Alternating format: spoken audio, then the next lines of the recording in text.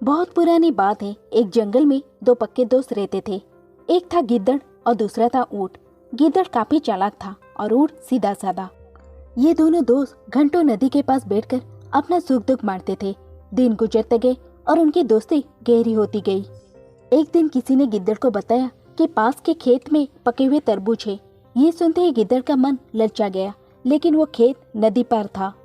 अब नदी को पार करके खेत तक पहुंचना उसके लिए मुश्किल था, इसलिए वो नदी पार करने की तरकीब सोचने लगा। सोचते सोचते वो ऊंट के पास चला गया। ऊंट ने दिन के समय गिद्दड़ को देखकर पूछा, मित्र तुम यहाँ कैसे? हम तो शाम को नदी किनारे मिलने वाले थे। तब गिद्दड़ ने बड़ी ही चालाकी से कहा, देखो मित्र, पास के ही खेत में पके तरबूज है। मैंने सुना है तरबूज बहुत मीठे हैं, तुम उन्हें खाकर खुश हो जाओगे, इसलिए तुम्हें बताने चला आया। ऊंट को तरबूज काफी पसंद था। वो बोला, वाह, मैं अभी उस गांव में जाता हूँ, मैंने बहुत समय से तरबूज नहीं खाया है। ऊंट जल्दी जल्दी नदी पार करके खेत जाने की तैयारी करने लगा। तभी गिद्दड़ ने कहा, दोस्त, तरबूज मुझे भी अच्छे लगते हैं, लेकिन मुझे तैरना नहीं आता है। तुम तरबूज खा लोगे तो मुझे लगेगा कि मैंने भी खा लिया। तभी ऊंट बोला, तुम चिंता मत करो, मैं तुम्हें अपने पेट पर बैठाकर नदी पार करवाऊंगा, फिर साथ में मिलकर तरबूज खाएंगे। ऊंट ने जैसा कहा था वैसा ही किया। खेत में पहुंचकर गिद्दड़ ने मन भरकर तरबूज खाए और खुश हो गया। खुशी के मारे वो जोर जोर से आवाजें निकलने लगा।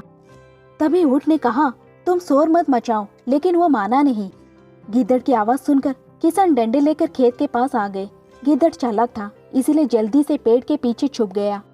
ऊंट का शरीर बड़ा था, इसलिए वो छुप नहीं पाया। किसानों ने गुस्से के मारे उसे बहुत मारा। किसी तरह अपनी जान बचाते हुए ऊंट खेत के बाहर निकला। तभी पेड़ के पीछे छुपा गिद्दड़ बाहर आ गया। गिद्दड़ को देखकर ऊंट ने गुस्से में पूछा, तुम क्यों इस तरह चिल्ला रहे थे? गिद्दड़ ने कहा कि मुझे खाने के बाद चिल्लाने की आदत है, तभी मेरा खाना पचता है। इस जवाब को सुनकर ऊंट को और गुस्सा आ गया। फिर भी वो चुपचाप नदी की ओर बढ़ने लगा। नदी के पास पहुंचकर उसने अपनी पीठ पर गिद्दड़ को बैठा लिया। इधर ऊंट को मार पड़ने से मन ही मन गिद्दड़ खुश हो रहा था। उधर नदी के बीच में पहुंचकर ऊंट ने नदी में डुबकी लगानी शुरू कर दी।